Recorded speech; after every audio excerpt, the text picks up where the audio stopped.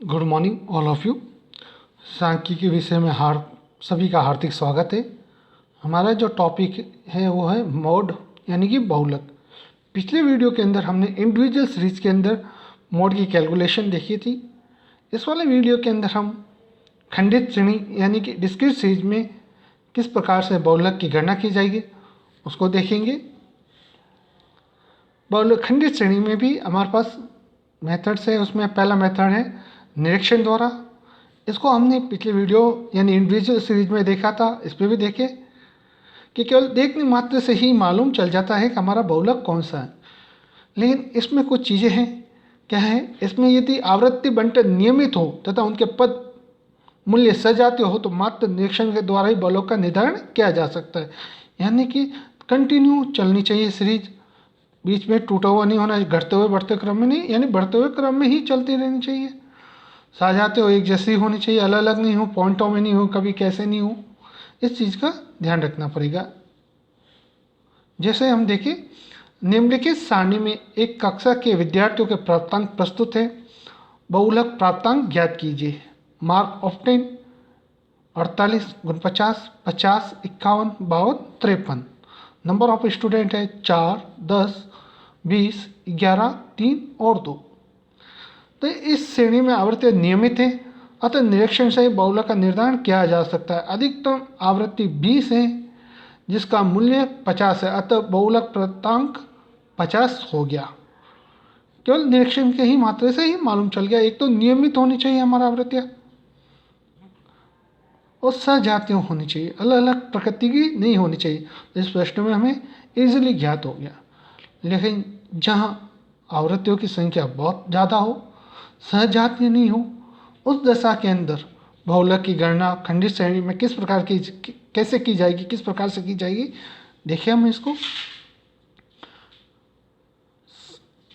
जब यदि आवृत्ति बंटन अनियमित हो तथा 2 या 2 से अधिक मूल्यों की आवृत्तियाँ सबसे अधिक हो तो निरीक्षण द्वारा बहुलक का निर्धारण कठिन हो जाता है। ऐसी दशा में समूहीकरण द्वारा बहुलक ज्ञात करना उपयुक्त रहता है। यानी सेकंड मेथड हमारे पास है ग्रुपिंग मेथड। देखिए ग्रुपिंग मेथड क्या चीज़ है, इसमें आवृत्तियों का ही समूहीकरण किया जाता है, कभी भी मूल्यों का नहीं किया जाता है। इसमें 6 खाने वाली टेबल बनाई जाती है जिसका प्रारूप निम्न प्रकार से है। यानी कि ग्रुपिंग करते वक्त हमें आवृत्तियों यानी फ्रिक्वेंसियों की ग्रुपिंग करनी पड़ेगी। कभी भी एक्स यानी मूल्यों का ग्रुपिंग नहीं की जाएगी। उसका प्रारूप क्या है, हमारे पास 6 कॉलम के लिए टेबल बननी पड़ेगी। कॉलम टोटल ऐसा 8 हो जाएंगे कॉलम समझे। कॉलम 1 जिसके अंदर साइज यानी एक्स लिखा जाएगा, फिर 1 number 2 number 3 number 4 number 5 number और 6 नंबर कॉलम बनाए और 8वां नंबर टेबल एनालिसिस। देखिए क्या करेंगे कि कॉलम 1 जो है उसके अंदर एक्स क्या है, किस प्रकार क्या लिखेंगे देखते हैं अपन। इसमें आवृत्तियों का ही समूहीकरण किया जाता है, कभी मूल्यों का नहीं। इसमें 6 खाने वाली टेबल बनाई जाती है, ध्यान रखा। जैसा मैंने पहले भी कहा था, अभी फिर करो। जो प्रथम खाना होता है नंबर 1 का, उसमें प्रश्न में दी गई आवृत्तियाँ लिखी जाती हैं।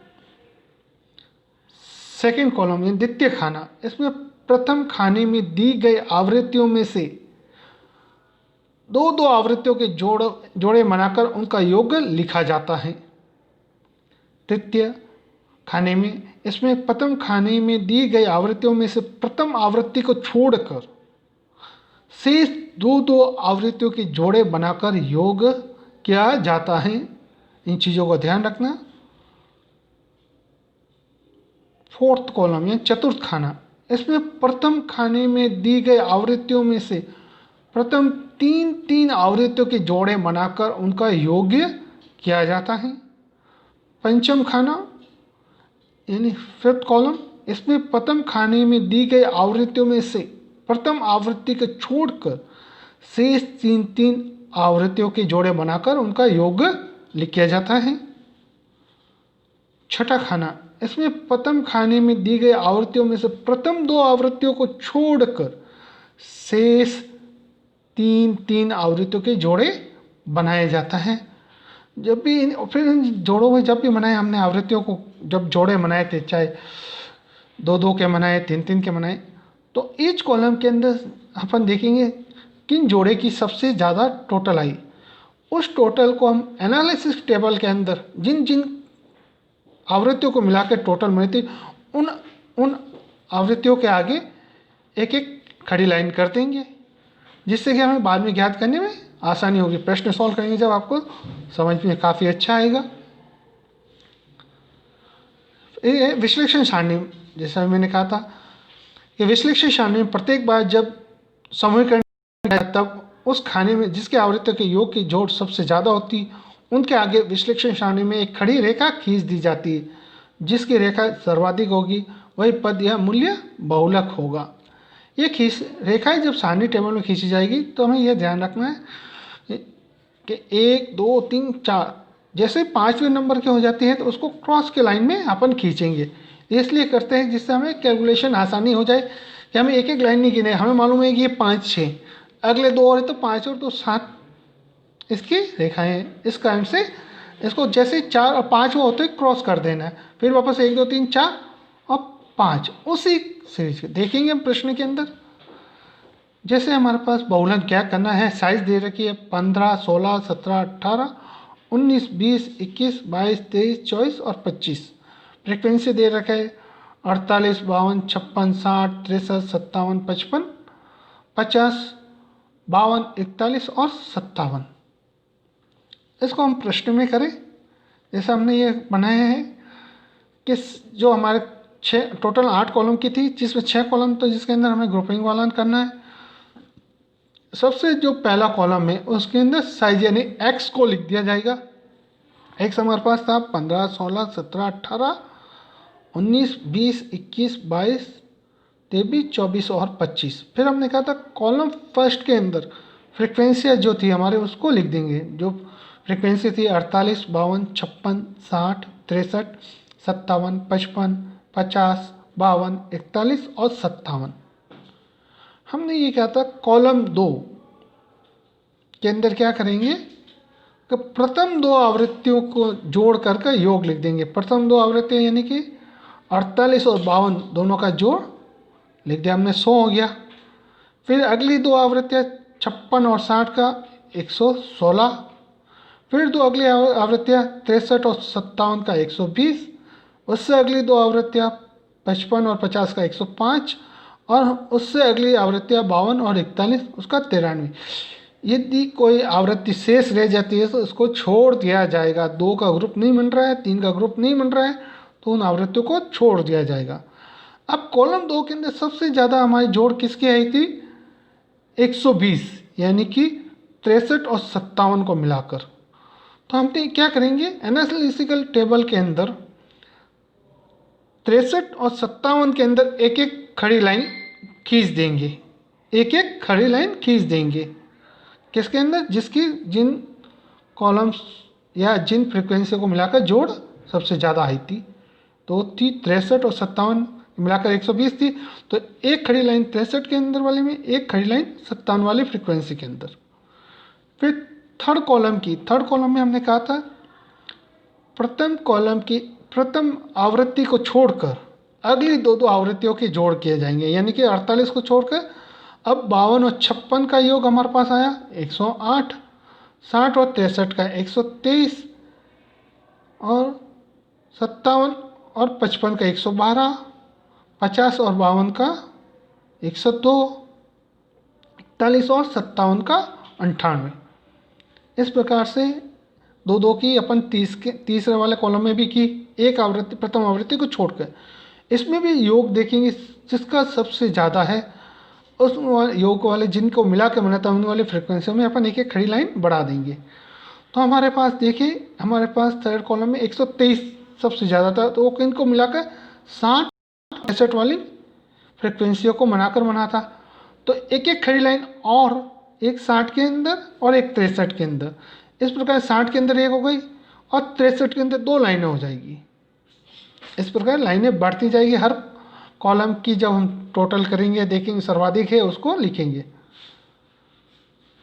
कॉलम 4 में आते हैं। कॉलम 4 के अंदर हमने कहा था कि 3 आवृत्तियों का योग करके करना है, जोड़े बनाकर योग करना है 3-3 की, यानी कि 48, 52 और 56 फ्रीक्वेंसी को मिलाकर हमारी टोटल हो गई 156 हमने लिख दिया। फिर 60, 63 और 57 की मिलाकर 180 हो गया हमारे पास। 55, 50 और 52 की मिलाकर 157 हो गया। पीछे सिर्फ दो ही बची है हमारे पास, 41 वाले और 57 वाले आवृत्ति, क्योंकि हम 3-3 का जोड़ा बना रहे थे, 3 का कंप्लीट नहीं हो रहा तो उन आवृत्तियों को छोड़ देंगे। इस पर कॉलम 4 की देखिए सर्वाधिक टोटल हमारे पास 180, 180 किसको मिला के बनी थी हमारे पास? 60, 63 और 57 को मिला के। तो इन वाली आवृत्तियों के एनालिटिकल टेबल के अंदर एक एक खड़ी पाई और बढ़ा देंगे। इस प्रकार हमारे 63 के अंदर अब 3 लाइनें हो चुकी हैं। इसी प्रकार 5वें कॉलम की बात करें तो 5वें कॉलम के अंदर क्या था? प्रथम कॉलम की प्रथम आवृत्ति को छोड़कर अगले 3-3 आवृत्तियों के योग बनाना था। तो हमारे पास इनको मिला के 52, 56, 60, इसको मिला के 168, 63, 57, 55 को मिलाकर 175, 50, 52 और 41 को मिलाकर 143। इनमें सर्वाधिक वैल्यू 175 की, वो किन किन आवृत्तियों को मिला के बनी थी? 63, 57 और 55। इन वाली आवृत्तियों के एनालिटिकल टेबल के अंदर एक एक खड़ी पाई और बढ़ा देंगे। इसी प्रकार कॉलम 6 की अपन जोड़ करेंगे। उसमें क्या था? प्रथम कॉलम की प्रथम 2 आवृत्तियों को छोड़कर शेष 3-3 आवृत्तियों के जोड़े बनाकर योग्य करना है। तो यानी 48 और 52 को छोड़कर 56, 60 और 63 का बनाया 179, 57, 55 और 50 का बनाया 162, 52, 41 और 57 वाले का बनाया 150। इस प्रकार से सर्वाधिक हमारे पास आई 179। किस वाली की आई? 56, 60 और 63। इनमें एक एक लाइन और बढ़ा देंगे। तो जैसे हमने एनालिसिस कर रहे थे कि हमारे पास 63 वाले के अंदर 5वीं खड़ी लाइन हो गई थी, तो हमने 4 तो खड़ी की, 5वीं लाइन को तिरछा खींच दिया। ठीक है, इस प्रकार एनालिसिस करने से हमारे को मालूम चलता है